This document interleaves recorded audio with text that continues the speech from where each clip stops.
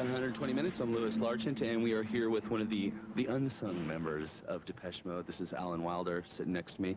And now you have a new role on this tour. Correct me if I'm wrong? I presume you're referring to drumming, which is not my total role. It's part of my role on this tour.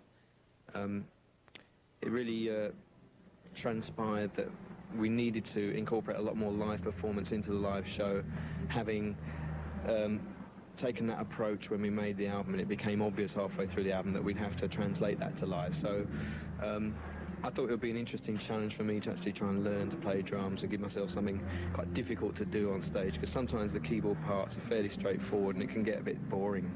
Now, how's it been for you so far? You've done it on... Which show is this in your tour, by the way? I think this is about the 40th show, yeah. So how's it going so far?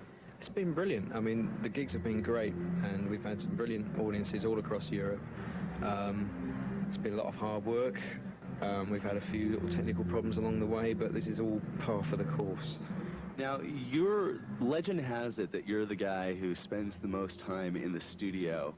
Would that be a fair assessment? Yeah, I think that's a fair assessment. Over the years, we've come to realise that each individual member of the group has particular strengths. Martin's very much the songwriter, Dave the singer, Fletch sort of has more of a non-musical role, and I am very much interested in production and sound and that whole aspect of it.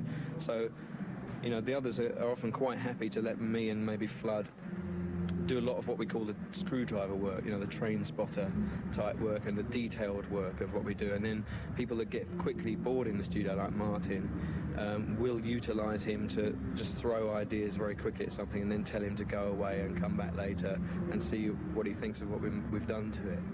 We're about to watch the video for your first single off Songs of Faith and Devotion, I Feel You. Now, not quite an obvious choice for a single. How'd you guys arrive at choosing this for your first single from the album? Well, most of the choices for singles are after a lot of debate. You know, we rarely agree, and Dave, for example, didn't particularly want that track to be the first single. But collectively, we thought that it had the right kind of attitude, if you like. Having been been away for a long time, we wanted something that was right in your face and very immediate and sort of upfront and quite active, and we felt that was an obvious choice. Well, thanks for coming by 120 Minutes. Good luck on the show tonight, and we are going to watch I Feel You from Depeche Mode on 120 Minutes.